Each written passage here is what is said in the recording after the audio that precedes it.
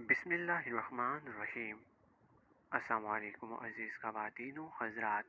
मैं हूं मोहम्मद ग़ुलाम आशिक और आप देख रहे हैं मेरा यूट्यूब चैनल जिसका नाम है गर्दिश दौरां। दोस्तों, आज की इस वीडियो में हम शमशीर बेनयाम किस्त नंबर 20 शुरू करने जा रहे हैं, जिसे लिखा हुआ है अनायतुल्लाह अल्तमश ने। घोड़े और ऊँट चले जा रहे थे। ऊँटों की गर्दनों से लटकती हुई घंटियां बूढ़े अबू जुरैश के बोलने के अंदाज में जल तरंग का तरन्नुम पैदा कर रही थी। खालिद अनहमाक से सुन रहा था। जुरैद बिन मुसैब युहावा के इश्क का असीर हो गया था। अबू जुरैश कह रहा था, तुम नहीं जानते इब्ने वलीद, युहावा के दिल में अपने मजहब के सिवा किसी आदमी की मोहब्बत नहीं थी। वो जुरैद को अपने तिलस्म में गिरफ्तार करके अपने साथ ले गई थी। मैं लईस बिन मोशान को जानता हूँ। जवानी में हमारी दोस्ती थी। जादूगरी और शोबदाबाजी इसके बाप का फन था। बाप ने ये फन इसे विरसे में दिया था। तुम मेरी बात सुन रहे हो वलीद के बेटे, या अकता रहे हो? अब मैं बातों के सिवा कुछ भी नहीं कर सकता। खालिद हंस पड़ा और बोला, सुन रहा हूँ अबू जुरैज, गौर से सुन रहा हूँ। ये तो तुम्हें मालूम होगा कि जब हमारे लश्कर को मुसलमानों की खंदक और आंधी ने मदीने का मुहासरा उठाकर पसपाई पर मजबूर कर दिया, तो मोहम्मद ने बनु करीजा की बस्ती को घेर लिया था। अबू जुरैश ने कहा। लईस बिन मोशान और युहावा जुरैद बिन मुसैब को वहीं छोड़कर निकल भागे। हाँ हाँ अबू जुरैश, खालिद ने कहा, मुझे मालूम है कि मुसलमानों ने बनु करीजा के तमाम मर्दों को कत्ल कर दिया और औरतों और बच्चों को अपने साथ ले गए थे। मैं जानता हूँ तुम मेरी बातों से अकता गए हो। अबू जुरैश ने हंसते हुए कहा, तुम मेरी बात पूरी तरह से नहीं सुन रहे। मुझे ये बात वहां से सुनाओ। खालिद ने कहा, जहां से मैंने पहले नहीं सुनी। मैं वहां तक जानता हूँ कि जुरैद बिन मुसैब इसी पागलपन की हालत में मारा गया था जो इस बूढ़े यहूदी शोबदाबाज ने इस पर तारी किया था, और वो खुद युहावा के साथ वहां से निकल भागा था। फिर यूं हुआ, अबू जुरैश ने कहा, ओहद की पहाड़ियों के अंदर जो बस्तियां आबाद हैं, वहां के रहने वालों ने एक रात किसी औरत की चीखें सुनी। तीन चार दलेर किस्म के आदमी घोड़ों पर सवार होकर तलवारें और बुर्शियां उठाए सरपट दौड़े गए, लेकिन इन्हें वहां कोई औरत नजर न आई और चीखें भी खामोश हो गईं। वो इधर उधर घूमकर वापस आ गए। ये चीखें सहराई लोमड़ियों या किसी भेड़िए की भी हो सकती थी। खालिद ने कहा, भेड़िए और औरत की चीख में बहुत फर्क होता है। अबू जुरैश ने कहा, लोग इसे किसी मजलूम औरत की चीखें समझे थे। वो ये समझकर चुप हो गए कि किसी औरत को डाकू ले जा रहे होंगे, या वो किसी जालिम खामद की बीवी होगी और वो सफर में होंगे। लेकिन अगली रात यही चीखें एक और बस्ती के करीब सुनाई थी। वहां के चंद आदमी भी इन चीखों की ताकुब में गए, लेकिन इन्हें कुछ नजर न आया। इसके बाद दूसरी तीसरी रात कुछ देर के लिए ये नस्वानी चीखें सुनाई देती और रात की खामोशी में तहलील हो जाती। फिर इन पहाड़ियों के अंदर रहने वाले लोगों ने बताया कि अब चीखों के साथ औरत की पुकार भी सुनाई देती है, जुरैद, जुरैद, कहाँ हो? आ जाओ, आ जाओ। वहां के लोग जुरैद नाम के किसी आदमी को नहीं जानते थे। उनके बुजुर्गों ने कहा कि ये किसी मरे हुए आदमी की बदरूह है जो औरत के रूप में चीख चिल्ला रही है।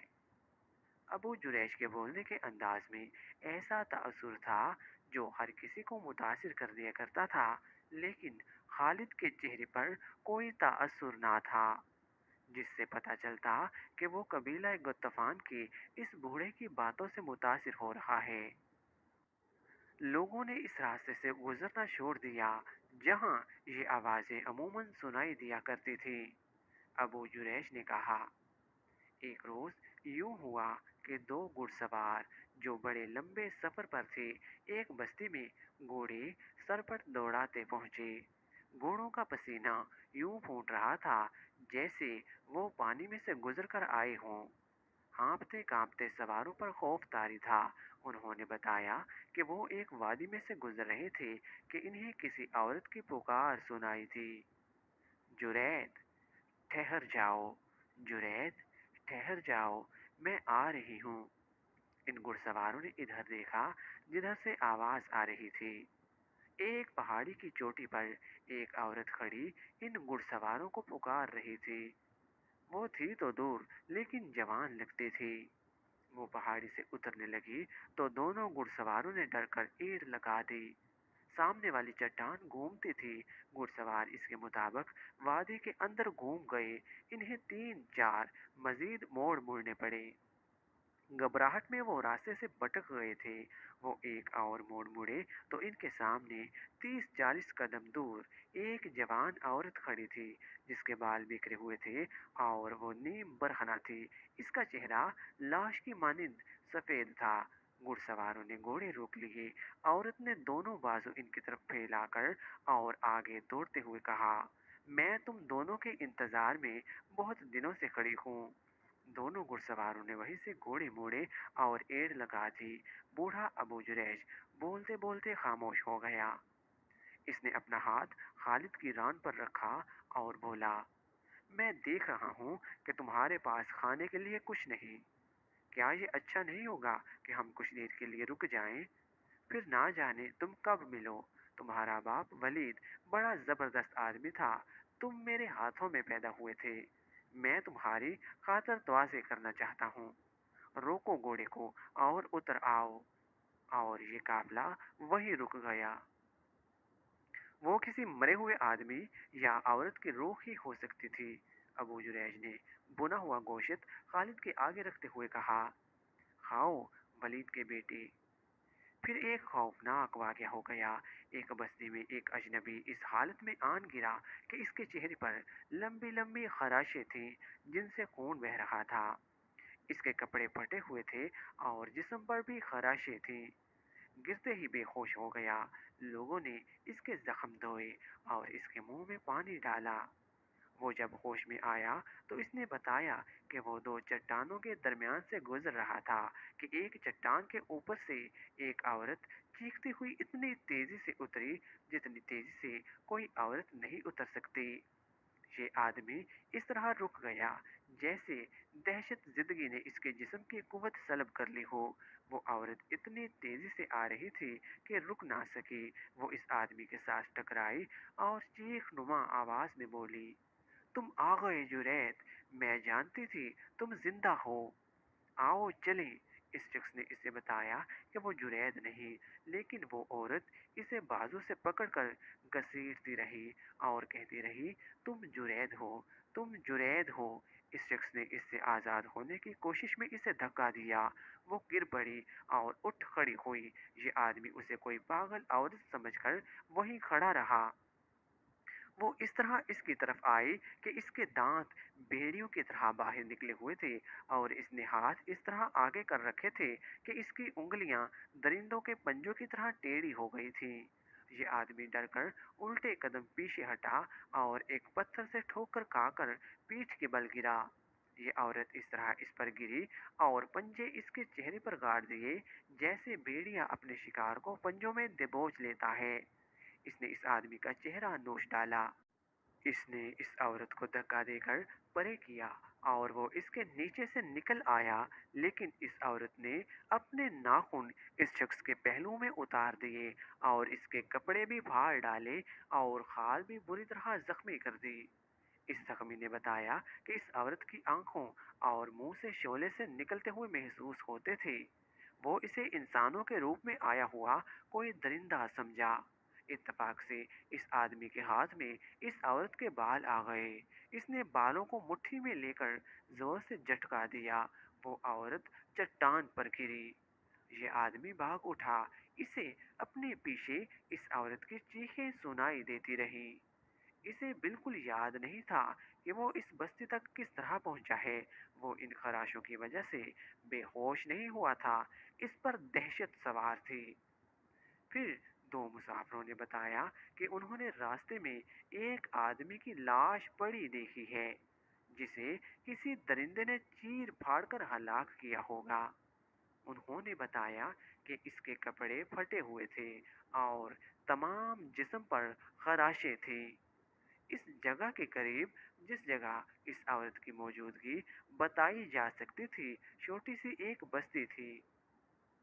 وہاں کے لوگوں نے نقل مکانی کا ارادہ کر لیا، لیکن یہودی جادوگر لئیس بن موشان پہنچ گیا۔ اسے کسی طرح پتہ چل گیا تھا کہ ایک عورت اس علاقے میں جرید جرید پکارتی اور چیختی چلاتی رہتی ہے، اور جو آدمی اس کے ہاتھ آ جائے اسے چیر پھاڑ دیتی ہے۔ ابو جریش نے خالد کو باقی کہانی یوں سنائی۔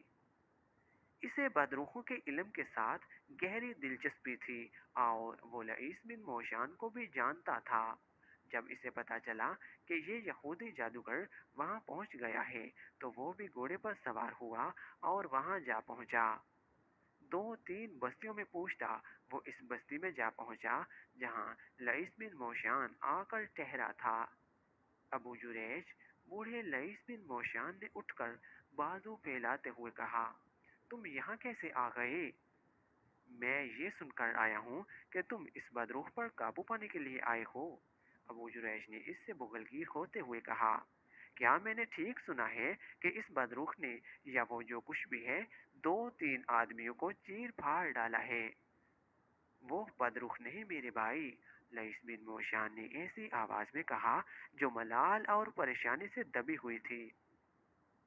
وہ خدائے یہودا کی سچی نام لیوا ایک جوان عورت ہے۔ اس نے اپنی جوانی، اپنا حسن اور اپنی زندگی یہودیت کے نام پر وقف کر رکھی تھی۔ اس کا نام یوحاوا ہے۔ میں نے اسے مکہ میں دو چار مرتبہ دیکھا تھا۔ اس کے کچھ جھوٹے سچے قصے بھی سنے تھے۔ یہ بھی سنا تھا کہ اس نے قریش کے ایک آدمی جرید بن مصیب کو تمہارے پاس لا کر محمد کے قتل کے لیے تیار کیا تھا۔ پھر میں نے یہ بھی سنا تھا کہ تم اور یوحاوا مسلمانوں کے محاصرے سے نکل گئے تھے اور جرید پیچھے رہ گیا تھا۔ اگر یوحاوا زندہ ہے اور وہ بدروح نہیں تو وہ اس حالت تک کس طرح پہنچی ہے؟ اس نے اپنا سب کچھ خدائے یہودا کے نام پر قربان کر رکھا تھا۔ لئیس بن موشان نے کہا، لیکن وہ آخر انسان تھی، جوان تھی، وہ جذبات کی قربانی نہ دے سکی۔ اس نے جرید کی محبت کو اپنی روح میں اتار لیا تھا۔ جرید پر جتنا اثر میرے خاص عمل کا تھا اتنا ہی یوحاوا کی والہانہ محبت کا تھا۔ میں سمجھ گیا، ابو جریش نے کہا، اسے جرید بن مصیب کی موت نے پاگل کر دیا ہے۔ کیا تمہارا عمل اور تمہارا جادو اس عورت پر نہیں چل سکتا؟ لئیس بن موشان نے لمبی آہ بھری اور بے نور آنکھوں سے ابو جریش کو ٹکٹکی باندھ کر دیکھا اور کچھ دیر چپ رہنے کے بعد کہا، میرا عمل اس پر کیا اثر کرتا؟ وہ مجھے بھی چیرنے پھاڑنے کو مجھ پر ٹوٹ پڑی تھی۔ میرا عمل اس صورت میں کام کرتا کہ میں اس کی آنکھوں میں آنکھیں ڈال سکتا اور میرا ہاتھ تھوڑی سی دیر کے لیے اس کے ماتھے پر رہتا۔ جہاں تک میں اس علم کو سمجھتا ہوں، ابو جریش نے کہا، وہ پہلے ہی پاگل ہو چکی تھی اور تمہیں اپنا دشمن سمجھنے لگی تھی، اور اسے میرے خلاف دشمنی یہ تھی کہ میں جرید بن مصیب کو مسلمانوں کے رحم و کرم پر چھوڑ آیا تھا۔ لئیس بن موشان نے کہا، میں اسے اپنے ساتھ لا سکتا تھا، لیکن وہ اس حد تک میرے طلسماتی عمل کے زیر اثر آ چکا تھا کہ ہم اسے زبردستی لاتے تو شاید مجھے یا یوحاوا کو قتل کر دیتا۔ میں نے اس کے ذہن میں درندگی کا ایسا تاثر پیدا کر دیا تھا کہ وہ قتل و غارت کے سوا کچھ سوچ ہی نہیں رہا تھا۔ اگر میں ایک درخت کی طرف اشارہ کر کے کہتا کہ یہ ہے محمد تو وہ تلوار اس درخت کے تنے میں اتار دیتا۔ مجھے یہ توقع بھی تھی کہ یہ پیچھے رہ گیا تو ہو سکتا ہے محمد تک پہنچ جائے اور اسے قتل کر دے، لیکن وہ خود قتل ہو گیا۔ کیا تم اب یوحاوا پر قابو پا سکو گے؟ ابو جریش نے کہا، مجھے امید ہے کہ میں اسے اپنے اثر میں لے آؤں گا۔ لئیس بن موشان نے جواب دیا، کیا تم مجھے اس کام میں شریک کر سکو گے؟ ابو جریش نے پوچھا اور کہا، میں کچھ جاننا چاہتا ہوں، کچھ سیکھنا چاہتا ہوں۔ اگر بڑھاپا تمہیں چلنے دے تو چلے چلو، لئیس بن موشان نے کہا۔ میں تھوڑی دیر تک روانہ ہونے والا ہوں، یہاں کے کچھ آدمی میرے ساتھ چلنے کو تیار ہو گئے ہیں۔ اور پھر خالد بن ولید، بوڑھے ابو جریش نے اپنے پاس بیٹھے ہوئے خالد کے کندھے پر ہاتھ رکھ کر جذباتی آواز میں کہا، ہم دونوں بوڑھے اونٹوں پر سوار اس پہاڑی علاقے میں پہنچے جہاں کے متعلق بتایا گیا تھا کہ ایک عورت کو دیکھا گیا ہے۔ ہم تنگ سی ایک وادی میں داخل ہو گئے، ہمارے پیچھے 10-12 گھڑ سوار اور 3-4 شتر سوار تھے۔ وادی میں داخل ہوئے تو ان سب نے کمانوں میں تیر ڈال لیے۔ وادی آگے جا کر کھل گئی، ہم دائیں کو گھومے تو ہمیں کئی گدھ نظر آئے جو کسی مردار کو کھا رہے تھے۔ ایک صحرائی لومڑی گدھوں میں سے دوڑتی ہوئی نکلی، میں نے دیکھا اس کے منہ میں ایک انسانی بازو تھا۔ ہم آگے گئے، 2 اور لومڑیاں بھاگی اور گدھ اڑ گئے۔ وہاں انسانی ہڈیاں بکھری ہوئی تھیں، سر الگ پڑا تھا، اس کے لمبے بال ادھر ادھر بکھرے ہوئے تھے، کچھ کھوپڑی کے ساتھ تھے۔ آدھے چہرے پر ابھی خال موجود تھی، وہ یوہاوا تھی۔ لئیس بن موشان کچھ دیر اس کی بکھری ہوئی ہڈیوں کو اور ادھ کھائے چہرے کو دیکھتا رہا، اس کی آنکھوں سے آنسو بہہ بہہ کر اس کی دودھ جیسی سفید داڑھی میں جذب ہو گئے۔ ہم وہاں سے آ گئے۔ لئیس بن موشان اور یوہاوا نے جرید بن مسیب کو محمد کو قتل کرنے کے لیے تیار کیا تھا، خالد نے ایسے لہجے میں کہا جس میں طنز کی ہلکی سی جھلک بھی تھی۔ جرید بن مسیب مسلمانوں کے ہاتھوں قتل ہوا اور یوہاوا کا انجام تم نے اپنی آنکھوں دیکھا ہے، کیا تم سمجھے نہیں ہو ابو جریج؟ ہاں ہاں، بوڑھے ابو جریش نے جواب دیا۔ لئیس بن موشان کے جادو سے محمد کا جادو زیادہ تیز اور طاقتور ہے۔ لوگ ٹھیک کہتے ہیں کہ محمد کے ہاتھ میں جادو ہے۔ اس جادو کا ہی کرشمہ ہے کہ اس کے مذہب کو لوگ مانتے ہی چلے جا رہے ہیں۔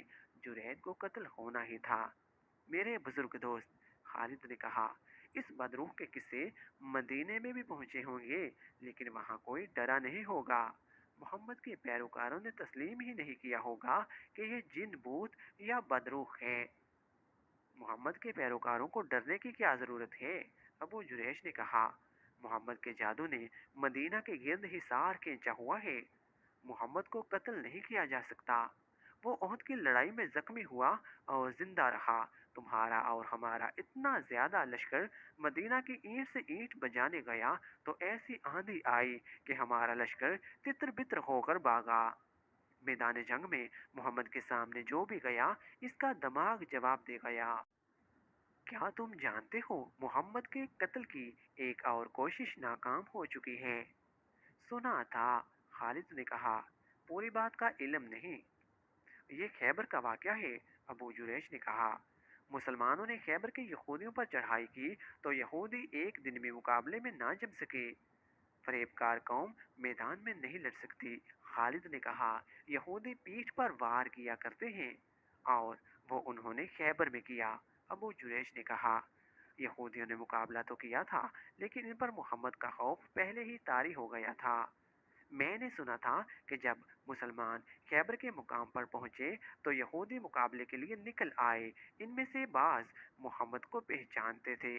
کسی نے بلند آواز سے کہا، محمد بھی آیا ہے۔ پھر کسی اور نے چلا کر کہا، محمد بھی آیا ہے۔ یہودی لڑے تو صحیح، لیکن ان پر محمد کا خوف ایسا سوار ہوا کہ انہوں نے ہتھیار ڈال دیے۔ ابو جریج نے خالد کو خیبر کے معرکے کی روادات سنا کر ایک یہودن کا قصہ سنایا۔ فتح خیبر کے بعد رسول اللہ نے وہاں چند دن قیام کیا اور بنی عدی کے بھائی انصاری کو خیبر کا امیر مقرر کیا۔ اس موقع پر جب فتح خیبر کے بعد مال غنیمت تقسیم ہو رہا تھا، اسی موقع پر رسول اللہ نے فرمایا تھا، اگر مجھے اپنی آنے والی امت کی مفلسی کا اندیشہ نہ ہوتا تو میں ہر وہ ملک جو فتح ہوتا فاتحین مجاہدین میں تقسیم کر دیتا، لیکن میں ہر مفتوحہ ملک کو آنے والی امت کے لیے ورثے میں چھوڑ جاؤں گا۔ यहूदियों ने शिकस्त खाई तो उन्होंने रसूल करीम से वफादारी का इजहार शुरू कर दिया और ऐसे मुजाहिरे किए जिनसे पता चलता था कि मुसलमानों की मोहब्बत से यहूदियों के दिल लबरेज हैं। इन्हीं दिनों जब रसूल करीम खैबर में ही थे, एक यहूदन ने आपको अपने यहाँ खाने पर मदऊ किया। इसने अकीदतमंदी का इजहार ऐसे जज्बाती अंदाज से किया कि रसूल अल्लाह ने इसे मायूस करना मुनासिब ना समझा। आप इसके घर चले गए। आप सल्लल्लाहु अलैहि वसल्लम के साथ बशर बिन बारा थे। यहूदन ज़ैनब बिन अल हारिस ने, जो सलाम बिन शकम की बीवी थी, रसूल खुदा के रास्ते में आंखें बिछाईं और आपको खाना पेश किया। इसने सालम दुम्बा बुना हुआ था। इसने रसूल अल्लाह से पूछा कि आपको दुम्बे का कौन सा हिस्सा पसंद है। आपने दस्ती पसंद फरमाई। यहूदन दुम्बे की दस्ती काट लाई और रसूल खुदा और बशर बिन अल बारा के आगे रख दी। बशर बिन अल बारा ने एक बोटी काट कर मुंह में डाल ली। रसूल अकरम ने बोटी मुंह में डाली मगर उगल दी। मत खाना बशर, आपने फरमाया, इस गोश्त में जहर मिला हुआ है। बशर बिन अल बारा बोटी चबा रहे थे। उन्होंने उगल उगल तो दी, लेकिन जहर लाब दहन के साथ हलक से उतर चुका था। ए यहूदन, रसूल खुदा ने फरमाया, क्या मैं गलत कह रहा हूँ कि तूने इस गोश्त में जहर मिलाया है। यहूदन इनकार नहीं कर सकती थी। इसके जुर्म का सबूत सामने आ गया था। बशर बिन अलबारा हल्क पर हाथ रख कर उठे और चकरा कर गिर पड़े। जहर इतना तेज था कि इसने बशर को फिर उठने ना दिया और वो जहर की तलखी से तड़पे और फौत हो गए। ए मोहम्मद, यहूदन ने बड़ी दलेरी से एतराफ़ किया, खुदाई यहूदा की कसम, ये मेरा फ़र्ज़ था जो मैंने अदा किया। रसूल अल्लाह ने इस यहूदन और इसके खामद के कत्ल का हुक्म फरमाया और खैबर के यहूदियों के साथ आपने जो मुशफ़्क़ाना रवैया इख्तियार किया था, वो इनकी ज़हनियत के मुताबिक बदल डाला। इब्न इसहाक लिखते हैं, मरवान बिन उस्मान ने मुझे बताया था कि रसूल खुदा आखिरी मर्ज़ में मुब्तला थे। आपने वफ़ात से 2-3 दिन पहले उम्मे बशर बिन अलबारा को, जब वो आपके पास बैठी थी, फरमाया था, उम्मे बशर, मैं आज भी अपने जिस्म में इस जहर का असर महसूस कर रहा हूँ जो इस यहूदन ने गोश्त में मिलाया था। मैंने गोश्त चबाया नहीं, उगल दिया था, मगर जहर का असर आज तक मौजूद है। इसमें शक व शुबह की गुंजाइश नहीं कि रसूल अल्लाह की आखिरी बीमारी का बाइस यही जहर था। मोअज़्ज़िज़ ख्वातीन व हज़रात, शमशीर बेनयम की किस्त नंबर 20 मुकम्मल हो चुकी है। अगली एक साथ देखने के लिए हमारे इस चैनल को सब्सक्राइब कीजिएगा।